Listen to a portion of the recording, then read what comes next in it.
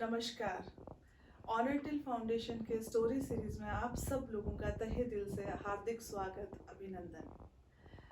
जुगनू की रोचक कहानियों में आज मैं आपके समक्ष लेके आ रही हूँ जुगनू और उसके दोस्त की एक बहुत ही संजीदा कहानी।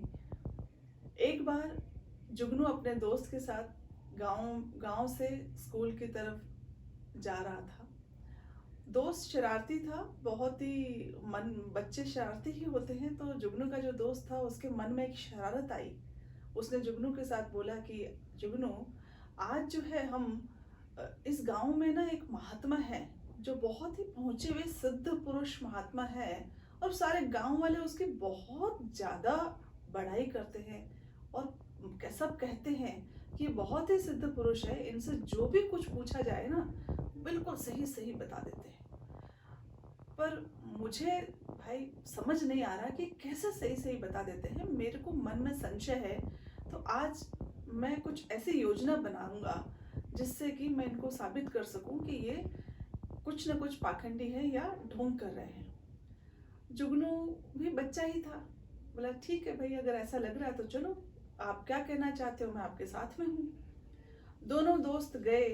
दोनों दोस्तों ने मिल करके एक योजना बनाई। जुगनू को भी उसका साथ देना पड़ा, और दोनों ने अपनी योजना के तहत उन्होंने रास्ते में चलते चलते उन्होंने एक पेड़ देखा। जब पेड़ के ऊपर उन्होंने जब झांक के देखा तो उसमें एक घोंसला था। उस घोंसले में चिड़िया आई, अपने बच्चों को दाना दिया। तो जुगनू के दोस्त को तुरंत एक जो है योजना सूझी। उसने कहा, यस, अब मुझे मिल गया है वो तरीका कि मैं उन महाराज को गलत साबित कर सकता हूँ। तो जुगनू ने बोला, कैसे? बोला, बस तुम मेरी हाँ में हाँ मिलाते रहना। और वो बच्चा पेड़ पे चढ़ा। उसका दोस्त, जुगनू का दोस्त जो है, वो पेड़ पे चढ़ा, और पेड़ पे चढ़ करके चिड़िया के घोंसले में से उसने एक छोटा सा चिड़िया का बच्चा निकाला, और निकाल के वापस नीचे उतरा, और बड़े एक्साइटेड होकर के, उत्साहित होकर के वो गांव की चौपाल की तरफ भागे दोनों दोस्त। और वहां जब चौपाल की तरफ भागे तो गांव में वो महाराज जी विराजे हुए थे, और सारे लोग, गांव वाले लोग उनके पास में अपनी अपनी समस्या का निदान पाने के लिए आए हुए थे। और महाराज जी बड़े सहर्ष ही सबकी समस्याओं का बड़े सहजता से जवाब दिए जा रहे थे, और सब जय होकर के और जाए जा रहे थे। और उसी वक्त जब बहुत सारे लोग बैठे हुए थे तो जुगनू के दोस्त ने कहा कि आज महाराज जी, मैं भी आपसे एक प्रश्न करना चाहता हूँ। महाराज जी मुस्कुराए और बोला, हाँ बेटा बोलो, क्या कहना चाहते हो? बोला, आप, मैंने सुना है कि आप सब कुछ सही सही बता देते हो। मैं तो जैसा छोटा बच्चा हूँ ऐसा ही मेरा छोटा सा प्रश्न है। मेरी इस छोटी सी मुट्ठी में क्या है, ये मैं आप सब, इन सब के सामने आपसे पूछना चाहता हूँ। महाराज जी बड़े सिद्ध पुरुष थे। उन्होंने बड़े मुस्कुराते हुए कहा, बेटा ये तो बड़ा ही सरल सवाल है। तुम्हारे इस छोटी सी मुट्ठी में एक छोटा सा चिड़िया का बच्चा है।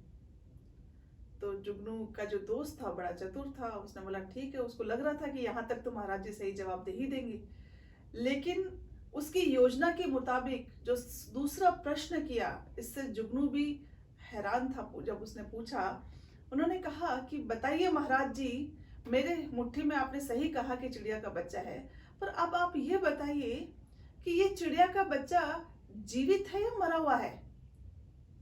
इस बार महाराज जी को उस बच्चे की योजना समझ में आ गई, क्योंकि बच्चे की योजना ये थी कि अगर महाराज जी कहेंगे कि ये चिड़िया का बच्चा जीवित है तो मैं उस बच्चे का वहीं पे गला दबा दूंगा और सबके सामने कहूंगा, देखो ये तो मरा हुआ है। और अगर महाराज जी कहेंगे कि ये चिड़िया का बच्चा मृत है तो मैं उसको वहीं पे उड़ा दूंगा और महाराज जी को कहूंगा, देखिए गांव वालों, महाराज जी को तो इतना सा भी प्रश्न नहीं आता।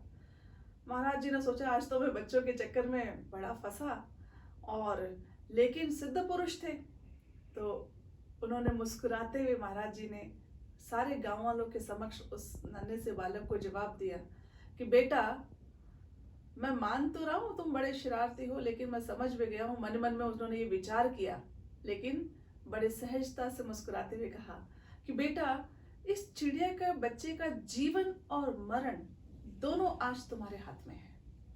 तुम चाहो तो इसको आसमान की ऊंचाइयों तक उड़ान भरवा सकते हो, और अगर तुम चाहो तो इसका आज यहीं पे गला दबा सकते हो।